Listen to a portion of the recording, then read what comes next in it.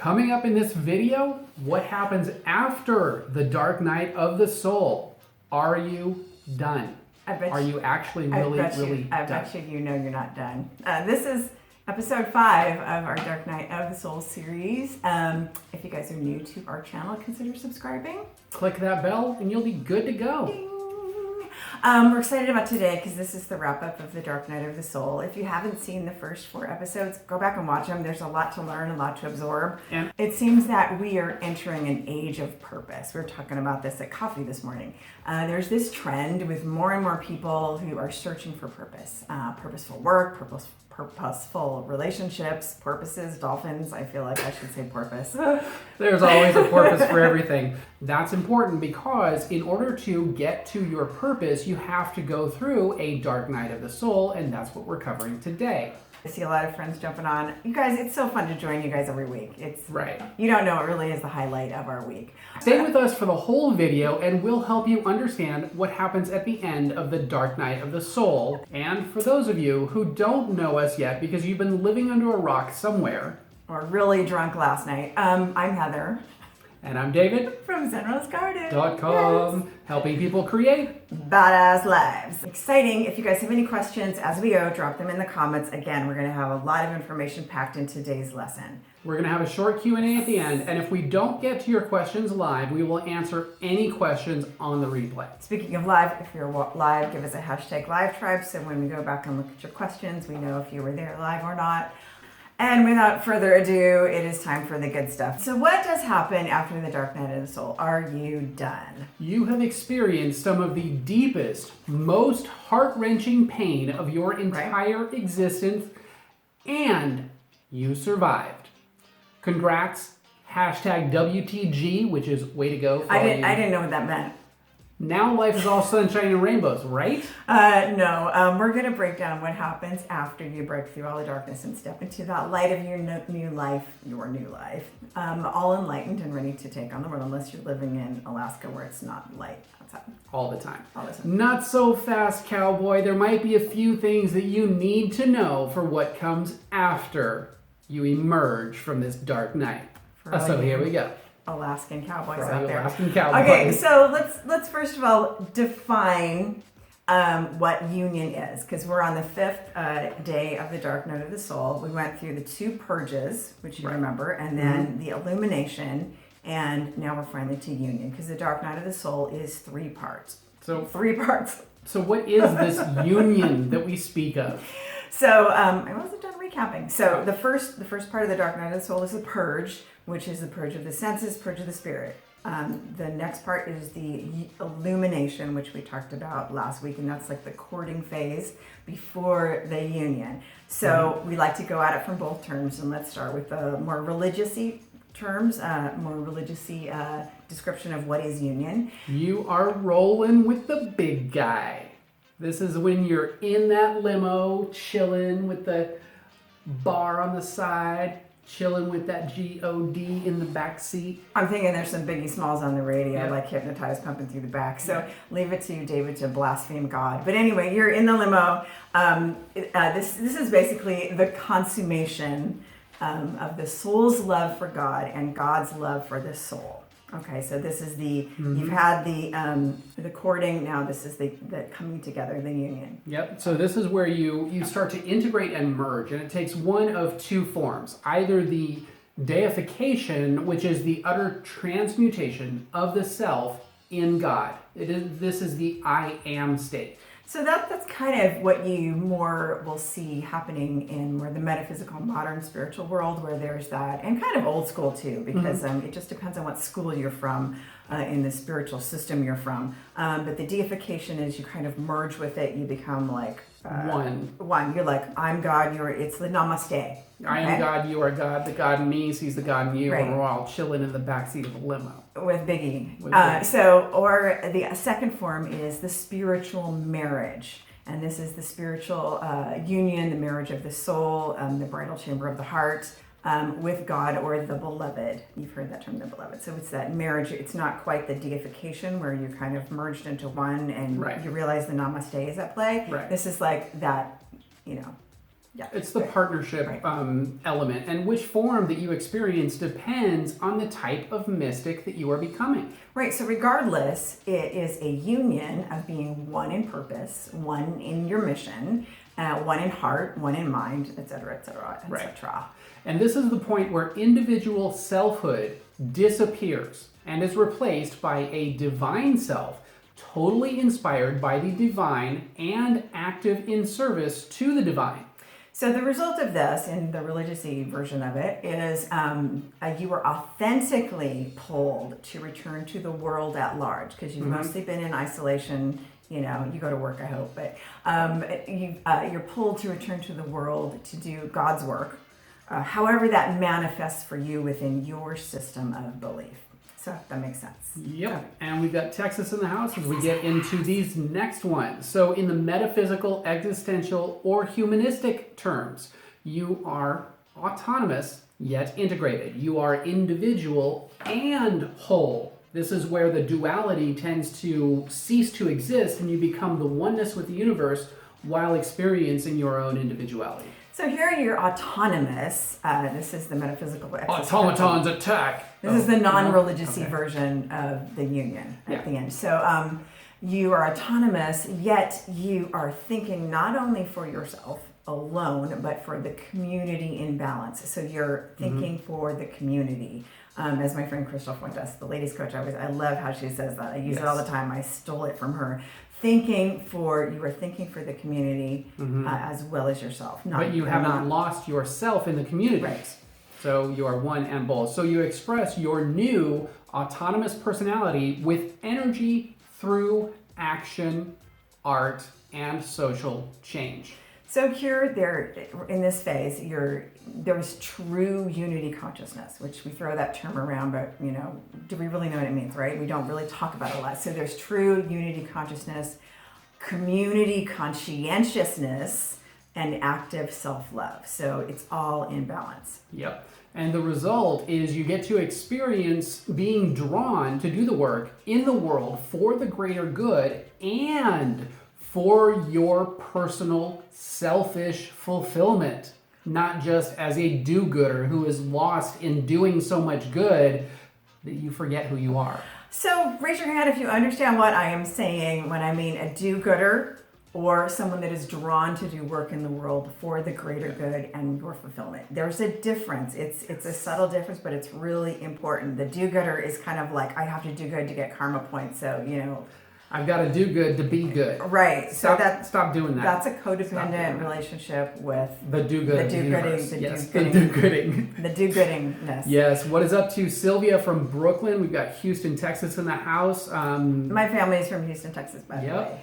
Nicole Flossie in Bruny Island, Tasmania. I think that's New Zealand. Okay, Nicole raised her hand. Right. Yeah, that it's a subtle one, but I want you guys to know the difference because being the do-gooder can get you in a real codependent relationship with what is good on paper but not good for your soul. So doing good from the right place is really important. So. And then Chelsea says, laughing my ass off, Transformers. It's literally what we do as part of the Zen Ed Academy. You are awesome, Chelsea. You absolutely rock. So. Okay. I want to check in with you guys.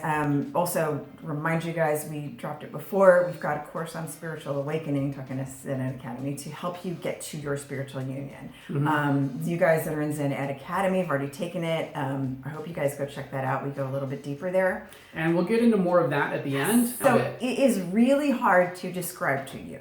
Now that I've described what union is from both the religious-y perspective and the humanistic perspective, it is really hard to describe to you individually, all you Zen heads out there, what you will be doing in that union stage, as it is a highly individual path. However, there are 5 definable archetypes that emerge in a very strong way when you are actively living in the union stage. Okay, so keep in mind that these 5 archetypes may be alive and active in you right now. You're going to recognize them as we talk about them. What is notable in the union phase of the Dark Night, or union state. State. The state of the union.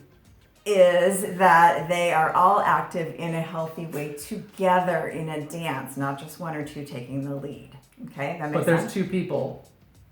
They both take the lead. You can't.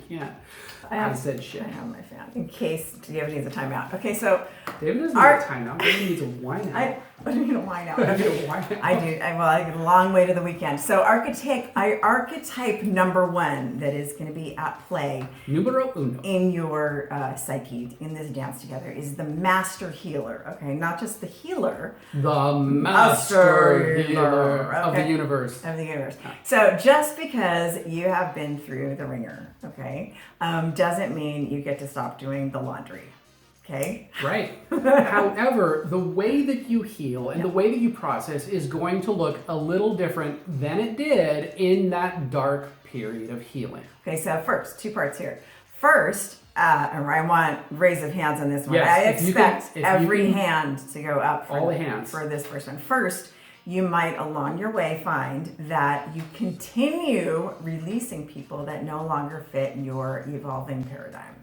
And they may just up and leave because you're no longer wallowing in this proverbial mud with them. Or you may walk away because they are just way more toxic than you originally thought. Oh, hand.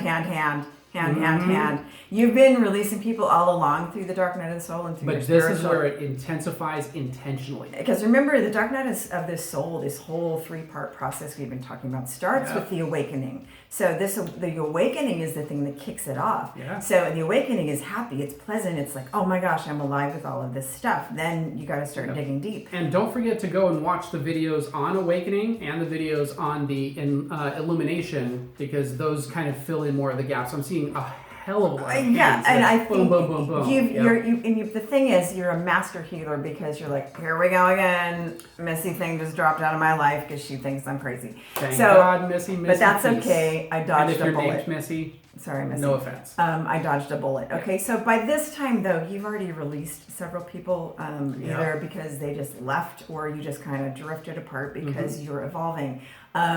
The upside here is that you're going to start to find more people that do resonate with you along your way as you make more room by dropping off the dead flies. So where it's kind of been lonely, like where are my people at? I'm losing all of these people that I don't feel anymore. When you get to the back of the limo, you get to pick up the right people. Yeah, so now you're in the limo, right? And there's like it's a big limo back there, and there's there's a lot more people. I'm just waiting for the the beatbox to stop. So there's a lot more people in the limo. There's a lot more people in the limo than you thought. Right. That are vibing with you. So that's the upside. And you've already done this releasing for a while, so you just kind of like brush the shoulders up or fine. Okay. Yep. So, second, there may be a little revisiting of pain as more layers come up, but now you are a boss at this. You are a master healer and know how to get through this stuff a lot easier because now you're a pro.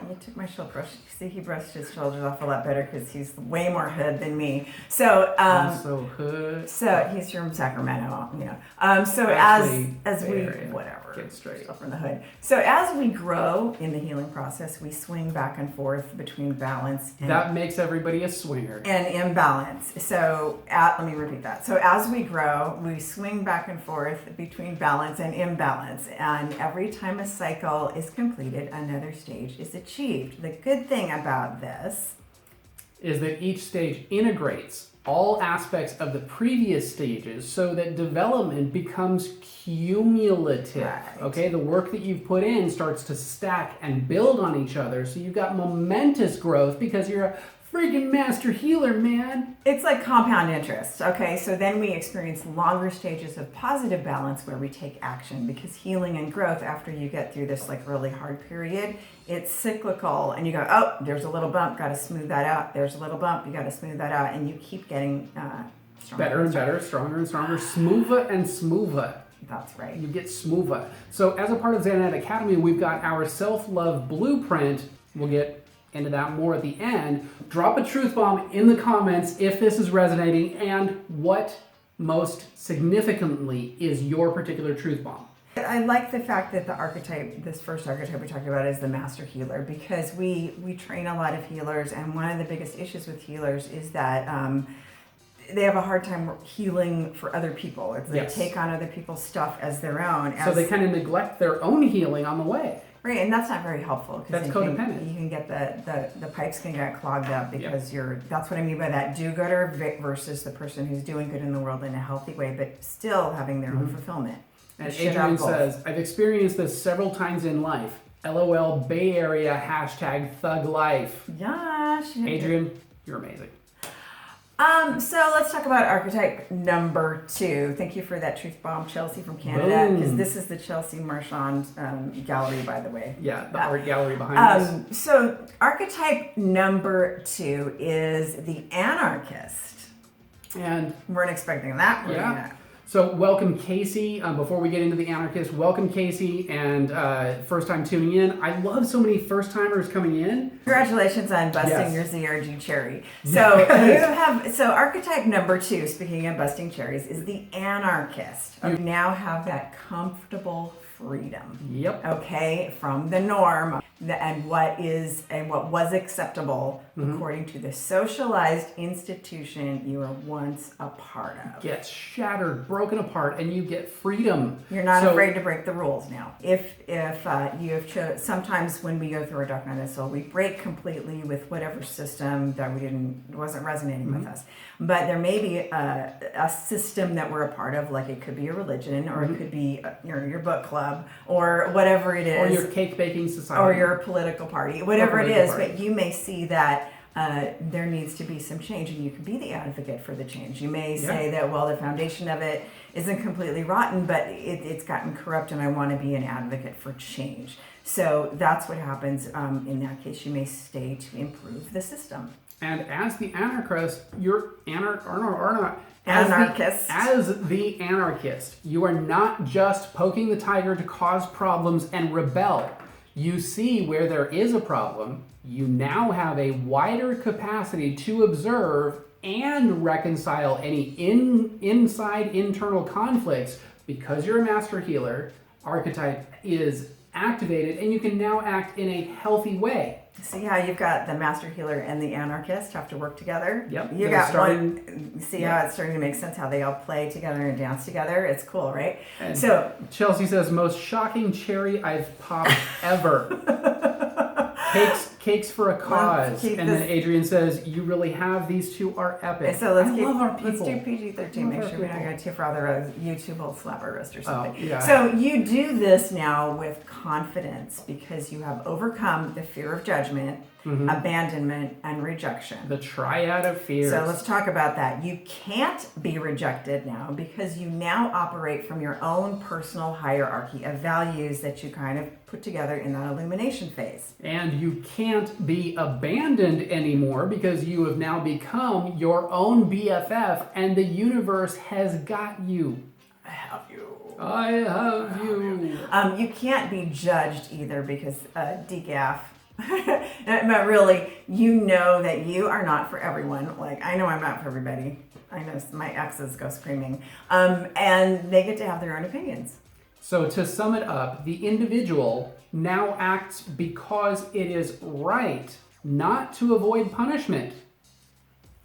Viva la revolution. I just feel like I should say that. You should. I should. It's like the wrong side of the fan. I showed you the back. I can't find my truth bomb, but epic that last one. Okay. Just, Boom. TB will do, even though I think that's a disease. More than I can count at the moment. Flossie, you're amazing. We love making you lose count. That's you're amazing. We've done our job. Yeah. Archetype number 3 is the Humanitarian. Okay. And it may seem like this archetype is in some kind of cognitive dissonance with your Anarchist, but is not. Is not true. Do not believe the hype. So this is 2 parts. I don't know what accent that was. I don't so either. you recognize it's like gangster meets like alien midget. I don't know, but so you recognize as the Humanitarian, as gangster, alien. Give me my moment. Okay. GAM, gangster, alien, midget. If you know what that means, let me know in the comments because I don't. So, archetype number 3, the humanitarian. It's two parts really. You recognize true external universal ethical principles, and you allow those to guide your actions.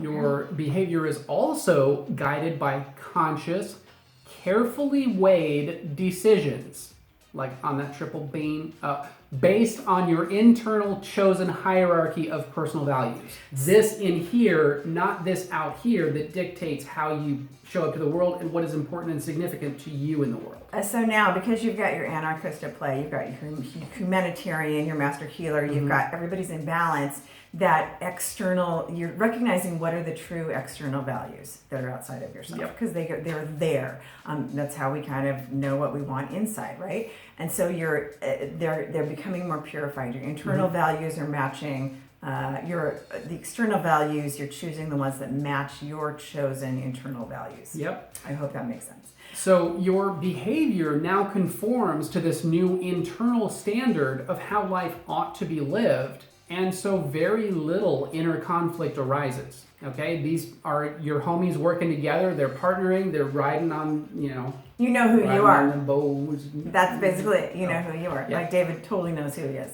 Some days I don't, but that's okay. It's not my job. She doesn't. She's not supposed to know who I am. I'm down with me. That's right.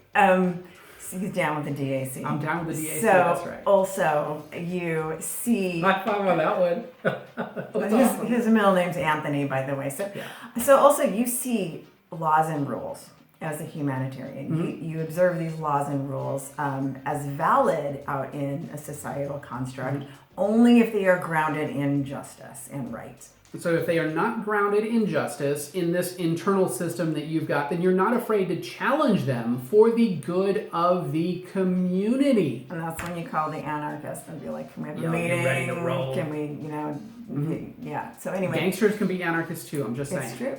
So the person in union imagines, this is another characteristic of the humanitarian. Yes. The person who's in union, the humanitarian archetype is at play, they imagine what they would do in someone else's shoes. They imagine what if they believed what the other person imagines to be true. So you're putting yourself in other people's shoes, and even though their actions may not be what you would do, you understand why they do it. Right. You're like, I get it based on what they believe. That's their truth. Yep. And they're operating from their truth. It's just not my truth. And it's okay.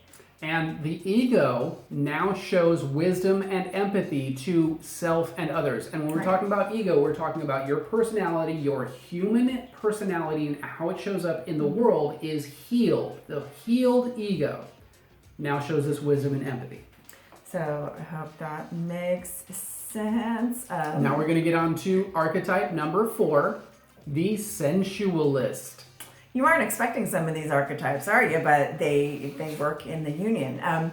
So all of the work that you're doing in your master healer work and your humanitarian work and your anarchist who's like, let's make some social change, is not going to be in balance if you are not truly in total union. So when the sensualist is activated, your feeling and thinking are integrated in a really lovely way. It's lovely. It's lovely, darling. So for the religious person, this means a more feeling, ecstatic integration with the divine. Not just this intellectual idea of the divine it's amazing, I'm awestruck by it. It's this ecstatic internal feeling, thinking that sort of combines together. It's like after electroshock therapy. I don't know. What's a good... I don't know. Electroshock therapy, you feel amazing? That's like not exactly the analogy I was trying to... I feel amazing after a great therapy. It's like having the best Reiki session you've ever had, but like it stays, right? Okay. The most amazing sex in the world. I'm just going to say. You go. Okay. Oh my gosh. Number 4 is the sensualist. Yes. Okay, just to clarify for Vanessa, number 4 is the sensualist. Right. So for the more existentialist type person, this may mean observing the irony of the fact that autonomy has its limits because emotional interdependence is, after all is said and done, a needed part of living and quite frankly, a yummy part of life. You can only be individual for so long. So here's the thing: you've come through the dark night of the soul, which is a really, really it's lonely. Oh.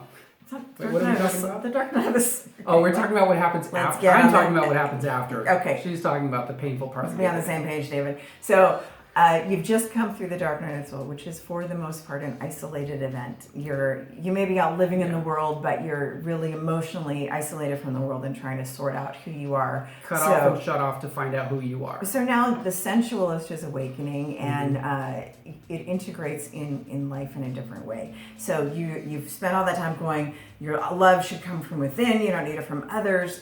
But then you realize that the irony is there is this healthy emotional interdependence we have with each other. Which is different, much different than codependence. Right. So now you've gotten to emotional interdependence in a healthy way, not emotional codependence. More like interconnection, I'd say. Right. So before your dark night of soul, you were probably massively codependent in some way. Right. And so now you're realizing after you've isolated, you've purified, you've cut yourself off, and you're learning to be your own light. That you're like, oh, but I really love that connection. Yes. And when you get to this point where the sensualist starts to activate or becomes activated through the union, where all of these parts of yourself become activated through the union, self-fulfillment can be just as important as more important at times than achievement. Although it does not fully replace achievement and may even integrate with achievement. So the achievement that you experience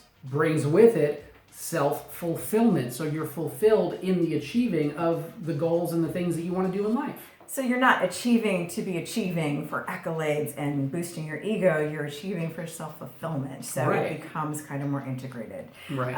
So you're not caught on the drug of achievement. So the sensualist archetype is you are now cherishing your individuality. There's the self-loathing is gone. You're like really like, wow, I'm kind of cool. I didn't know I was this cool. I'm like really liking that I'm individual. Going from self-loathing to self-loving. Right. So you've got this fully worked out self-identity that is super unique, and this deep self-love that you didn't have before the dark night of the soul. So and it's healthy, whole, and complete at this point. Right. So you're also going to experience this merging with the world and engaging in the flow of things. If you were a person that before the dark night or sometime during this dark night or most of the dark night was like, I don't belong here, I'm not supposed to be here, I hate this planet, I hate all the people, it's all evil. It's not really. That's just your thought. When you get through the dark night and through illumination and union, you're like, oh, but the world is really a beautiful, lovely place. I want to merge with it. I want to engage with the flow of life, and I want to. I'm here. Let's make the most of this vacation.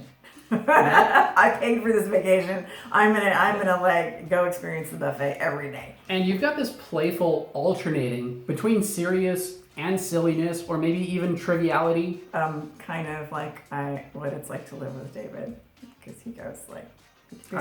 I'm always serious. So to sum up, there's full acceptance of the differences and people as they are. So this is where your inner hippie comes out to play. Right. So that is the sensualist archetype number 4. Yep. I love that. I want to know if you want to experience more of the sensualist archetype in your life. Raise your hands. So here's why I say you may be experiencing these archetypes in your life. But they're maybe not all in the symphony of the 5 together. Yep. Because the sensualist can run amok without the humanitarian. The sensualist can run amok without the balance of the humanitarian and the master healer, right? Yep. And you're like, snorting coke in a Vegas bathroom with some hookers. So that's what I'm talking about. You're talking about hookers? Yeah, I was just talking about hookers. So yeah, and the anarchist can go completely hog wild and reject everything, because the anarchist is only looking for themselves if it's not in balance with these other parts of the archetypes. And this is lovely. Nicole asked, when you join Zen Ed Academy, do you get access to all the courses? Yes, you have access to all the replays, all the courses we've ever done in there. It's kind of the best deal of your life, and that's kind of our clubhouse. Yeah. So. And we'll get to that more in the end. Yes. Thank you, Nicole, for bringing that up. So next we're going to get into archetype number 5, and this is the visionary artist. This is for you, Chelsea Marchand. And for those of you who don't think you're an artist, think again. You are the artist of your life, as I like to say. Everyone is an artist. I had a friend that used to say, I don't have a creative bone in my body, blah, blah, blah. And I'm like, no, you are supposed to be the artist of your life. You're the only one that can paint that canvas. Here's the thing, especially when you're talking about creating problems in your life, creating drama in your life. You're a creator. You're a creator. Okay, so when you get to the dark night of the soul, you have created this intense disconnection from everything around you as you re-envision yourself. Think about that for a minute. So with your visionary artist activated, you have this intermingling of different states of consciousness, right? Because artists are playing in that field all the time to get their inspiration, and your imagination opens up. And Einstein actually did say that imagination is more important than knowledge. Because knowledge can be static, but imagination is limitless. So people at this stage are synthesizers. Not like keyboards, but like synthesize. They synthesize. And can conceptually integrate abstract ideas. And here's why. Because you are accessing more of your brain power, including your subconscious mind, which deals in the abstract and the ability to tie it all together. That's your bigger part of the brain. And when it starts working together, sky's the limit. You can create anything you want. Your brain pipes have been cleaned out overall. You're purging. Brain pipes. I love that. Exactly. So there's people at this stage, like David said, are conceptual. They're able to like take on more abstract ideas, and there's this increase in creative expression and problem solving. Absolutely. Like all the problems you couldn't solve before seem to be like really easy. You're like, why didn't I just see that solution? It was right in front of me. 10 years ago when I was going through my dark night, how come I couldn't see it? Because you were in the dark. Stop it. Get out of the dark. So how are you using this new personal creativity? So your talents and your creativity are applied in the service of your personal higher individual values and visions of how life could be and how it ought to be, not only just for you, but also for the greater good of the community. Again, like Crystal Fuentes says, thinking for the community. I thought that's great. So you are now expressing a vision that is unrestrained by convention. Okay? The unattainable is not considered impossible any longer, and the visionary finds ways to show how the impossible can be accomplished to others. It's possible. Make it happen. Raise your hand if you remember Kim Possible. Anybody Did remember you guys Kim Possible? Are you like that age where you watched that age? Kim Possible? Like I wasn't. My kids. I'm older than that. But my kids watched Kim Possible. By default, by association. I watched it. She's young enough. Raise your hand if you love Kim Possible, because she was cool. She was like the first super chick. Yeah. And Hillary says, I love the chakra course. Yes, the chakra course is definitely one of those things that's included with Zen Academy. We'll get to that at the end. Cassidy says, every word is inspiring. Yes. Welcome, Cassidy. Great to see you here. So this is also where advances in society through politics, philosophy, and religion happen. So as the visionary artist, you are taking a chance that people are going to think you cray, but that's okay, because going back to step number whatever, you don't care anymore. Decaf. I just invented the radio. You can throw me in the crazy nut house if you want, but I know that everybody's going to have a radio in their house in 100 years. Tanya says Kim Possible was the best. Right?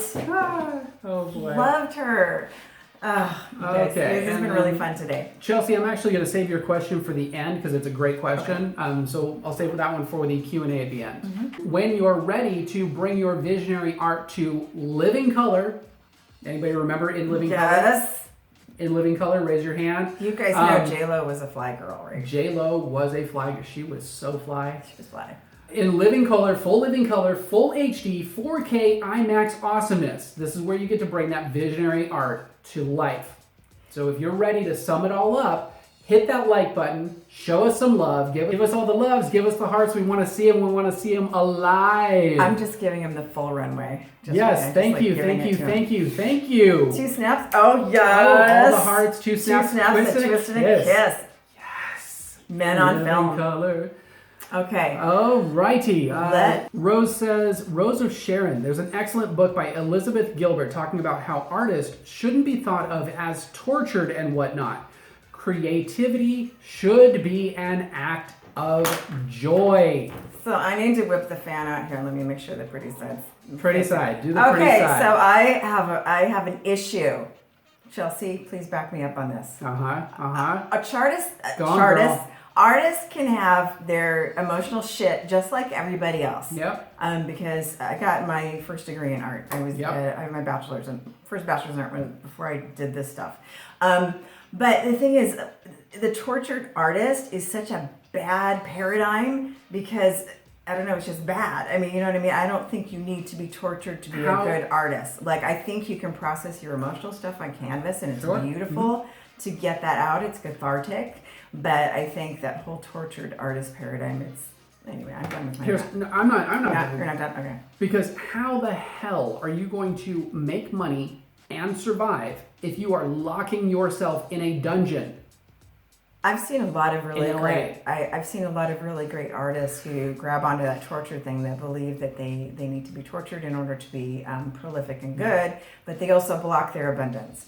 I'm gonna go off on a side tangent right now about the issue with codependency in BDSM lifestyle. Okay. How do we go from art to BDSM? That's what I want Because to know. getting caught in a dungeon, if you're caught up on your fetish that you never work through, then you're not doing any kind of growth and it's not a helpful endeavor. Okay, the same thing with art. If you're going, and this goes into the tortured artist. Did you make all the art in your videos? It's gorgeous. Cassidy, no, that is actually, most of this art is from Chelsea Marchand, who's one of our Zen heads. She's amazing. And the rose in the middle was a gift from my friend Lisa Mack, a really good friend of mine who was there when I went through one of my dark nights of the soul, my big one, and gave that to me and said, "You are this rose." I never talk about it, but it's very special. It's very special to me because when I came out of my big dark night of the soul, the 2-year period where I lost my voice to spasmodic dysphonia, couldn't speak, which is it's not totally incurable. They will tell you, but that's another rant. She gave me this rose and said, "Now you are blooming like a rose. You are out of your dark night of the soul." Yep. So that symbolizes the birth for me. She is blooming like a rose in the desert. And also the reason why we're called Zen Rose Garden. True. So this is actually the inspiration for our name that sparked the name during a crazy wild experience. Totally sober, by the way. Were we? Now it's time for, we're going to give you a bonus tip. Now it's time for that bonus tip. This bonus tip is a little nerdy because you know how we like to get nerdy and brainiac on you guys, but this is brought to you by the phenomenology. Phenomenology. Okay, that's a big old word. Phenomenology. It's the phenomenology of spirit. Oh. The phenomenology of spirit. Say that really fast. Okay, it's an actual word. You can Google it. But now it's time to get into the nerdy stuff. So George Wilhelm Friedrich Hegel, he's German, lived from 1717 to 1831. He was a German idealist, a philosopher, and something of a religious psychologist and a code cracker. And you know how we love code crackers. So he described in his book, The Phenomenology of Spirit, how all systems of religion, philosophy, and social science are expressions of the basic urge of consciousness to learn about itself and its surroundings and then record various experiences and reflections about that. So Hegel postulated, I love using that word because it sounds so smart, right? Just use postulated in a sentence and I'm so excited. Okay, so Hegel postulated that that means thought really deeply about... That means we're going to go... That this activity... on a date later. Of recording your experiences in the spiritual realm, the phenomenon of spirit, which is the phenomenology of spirit, is the functioning of an incomplete group mind. Now think about that. This whole process of us figuring out all these things is the result of an incomplete group mind. Okay, he lived in the 1700s, guys, thinking about this stuff. So this also goes into the mind itself searches and seeks for closure and completion. Okay, so when you've got an incomplete group mind, what is it doing?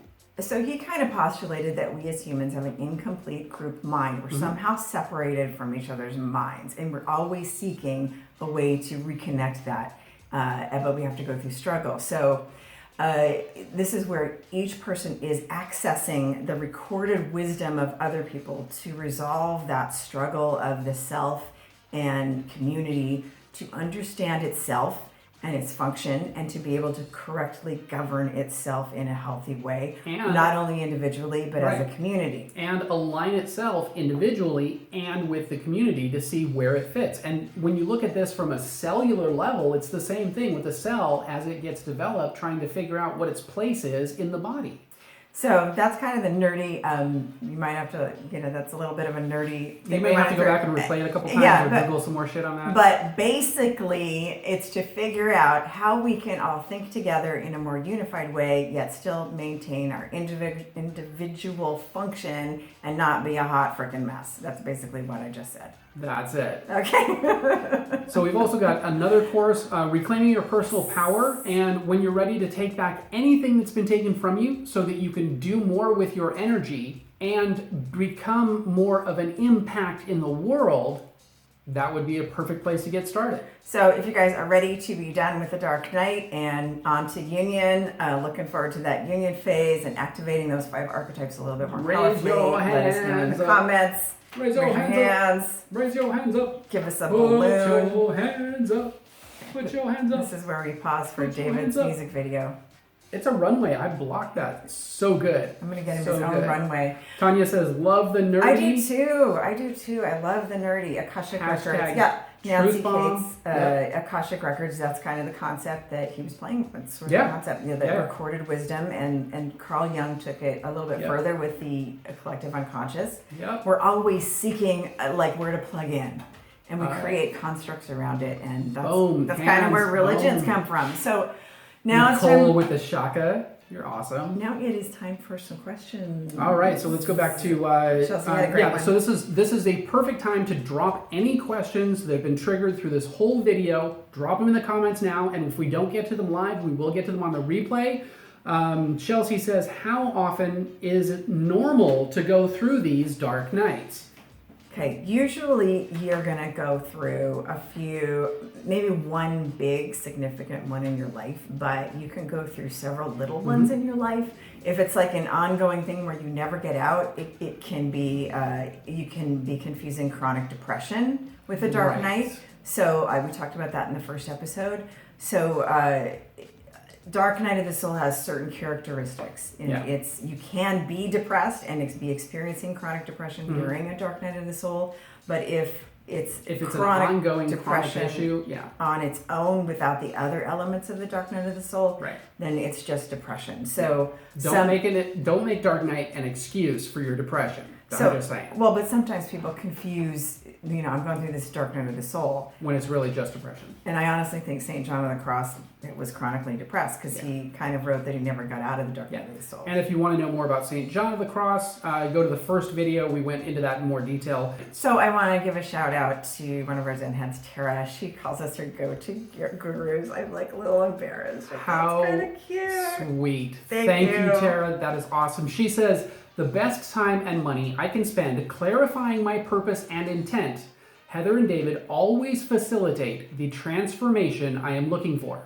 I have done this work for years and don't actually believe in gurus, just great people who do stellar work with exceptional skill. That is Zen Rose for me. That's so cool, Tara. Thank you. As Sharon says, I'm overcoming a dark night. It's taken 2 years since my dad died, but I know I am not truly alone. Yes, mine was a 2-year process because that's when I was diagnosed with my speaking disorder, and I was like, I'm going to get through this. I'm going to find a cure, and I did all my healing work. And if you've noticed for a while, you kind of know that story. It's way too long to go into here, but it's one of the main reasons I do what I do. So Rose says, I'm overcoming dark night, taken 2 years since my dad died, but I know I am not truly alone. Absolutely, absolutely. And you get to that point, that's kind of the point where you have broken through the dark night, is when you know that you're not alone. While you're in it, you do believe it like you're alone. Shujin says, you guys are my senpais. I don't know what that means, but that sounds really cool. Yeah, I think it means like sensei. I believe. I like it. So, yeah, Tanya. My Japanese is rusty. You don't have any Japanese Asian, except for kampai. My Asian in general, kampai. Kampai, yes. My sake. So Tanya in Facebook land over here says, I've had a few small ones, and it's amazing how much growth I experience afterwards. Yet you can have little mini ones. And it's cyclical. All healing is cyclical. So you'll go into something that would have been a dark night, but you won't go as deep into it and feel the loneliness that's accompanied with the dark night. Because now you're a master healer. If you've gone through the first one, you know you can kick ass. On the second and third and you know fifth it's going to suck a little bit, yeah. but you're just going to be like, pull on your big girl boots and you're fine.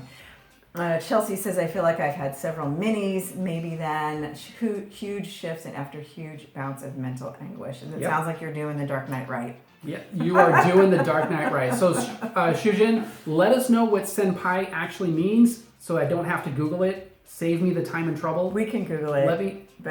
Please, let me know. I want to hear from you what senpais means to you. I think that's cool. Okay, so you guys keep dropping your questions, even if you're not live. We'd love to get to them later because it gives us ideas for what you guys need in the future for videos. So through our work with a couple thousand clients or so all over the world since 2008, we noticed this huge gap. And those of you that have been following us know what we love to do in what was being taught by a lot of the influencers in our niche that seemed to be doing the same thing everybody else was doing. Some people were teaching all the cool intuitive techniques without the wax on, wax off of self-growth to stabilize it. And others were teaching the self-growth without having any kind of a clue of what to do when people eventually started opening up their intuitive skills. And we also noticed that among our clients, it was creating problems. And both groups have a ceiling that lacks that integration. Zen Academy is where we jack you into the ZRG mainframe. We have one of those. So what do you need to get started? Click the link in the description. Sign up, and within minutes, you can start with the Self-Love Blueprint. Plus, access our exclusive Facebook group where all the Zen heads hang out with us. I said before, you get all of our unique insights to blend your own self-growth, self-directed path, and all the intuitive development with all the courses, past, present, and future. And we create a new course in there pretty much monthly. All of the info is down below. If you liked this video, guys, hit the like button. Hit it hard. If this video helped you in any way, share it with a friend, but don't be abusive. Don't hit that button too hard. That would be abuse. So for more badass life tips, be sure to subscribe, guys. And click the bell to turn notifications on. So you are the first to know when we drop a new video or go live. And we know that time is a valuable and precious resource, and the fact that you've chosen to spend that time with us through this whole time, honor and appreciate that absolutely. Thank you guys for joining us, watching, and staying to the end. And we're going to see you in the next video.